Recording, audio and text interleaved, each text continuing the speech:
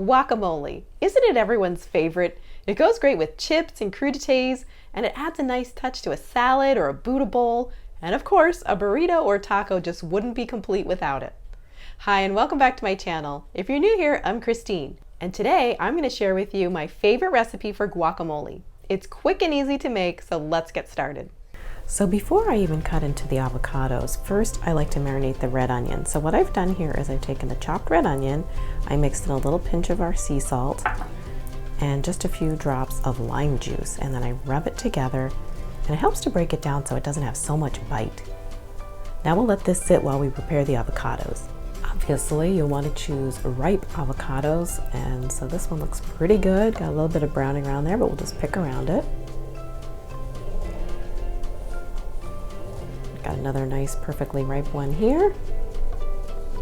There are some fancy maneuvers where you use your knife to cut into the pit and take it out like that with a twist, but just to be on the safe side, we're going to use a spoon to remove the pit.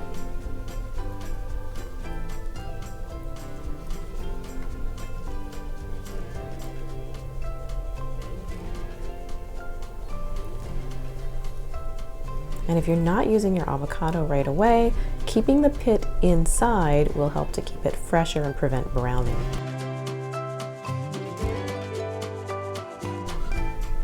I just realized I didn't show you how to initially cut into an avocado. We're just going to take a good sharp knife and basically cut around the whole circumference like this.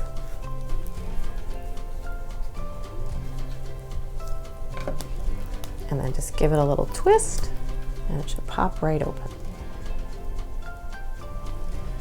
So now to cut our avocado, we're just going to use a sharp, smaller knife, like a paring knife. You don't want to use a big chef knife for this necessarily, and just score it both directions. So you're going to wind up with nice little squares of avocado. And we'll do this for all of the avocado halves, and we're using 2 avocados for this batch of guacamole. So now using a large spoon, you're just going to scoop out the avocado and place it into a mixing bowl. This one doesn't have any browning, well, a little bit there, but not too badly.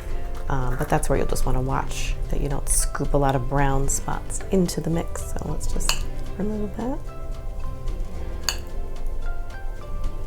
Here's a good example. I'll show you this one. Since it has browning around the edges, you're just going to sort of carefully scoop so that you're not getting so close to the skin in case there's a lot of brown under there. You can't tell sometimes. It doesn't look too bad, so I think we're all right. It's okay if it's getting mushed because you want your guacamole to be partly mushed. You just want to leave some little texture.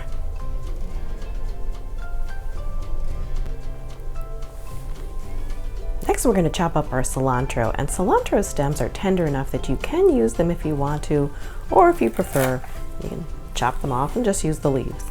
Go ahead and carefully chop through, watching your holding fingers.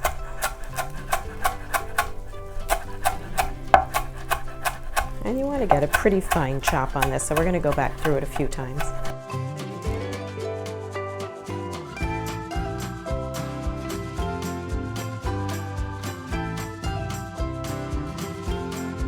Now you can partly mash the avocado. Some people like their guacamole really totally smooth, but I like to leave a little bit of the texture. So I'm just going to mash about maybe half of it. Next, we're going to add fresh lime juice, and we're adding 2 tablespoons.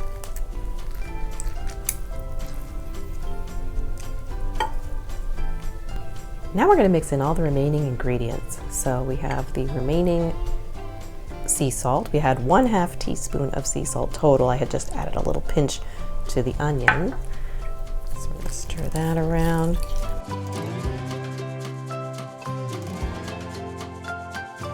At this point, I'm going to switch to a spoon so that I don't mashing that avocado where I want to keep a little texture. Our 1/4 cup of chopped cilantro. 1/4 cup of scallions, This was 2 tablespoons of red onion, marinated with the onion and a little bit of lime juice.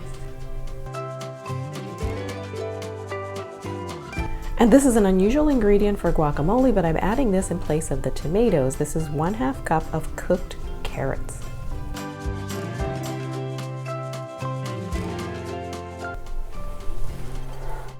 And just simply stir it all together at this point. If you like a higher ratio of avocado in your guacamole, feel free to add in an extra avocado, and then you would just need a little bit of extra lime and sea salt to give it enough flavor. But I like lots of extras in proportion to my avocado.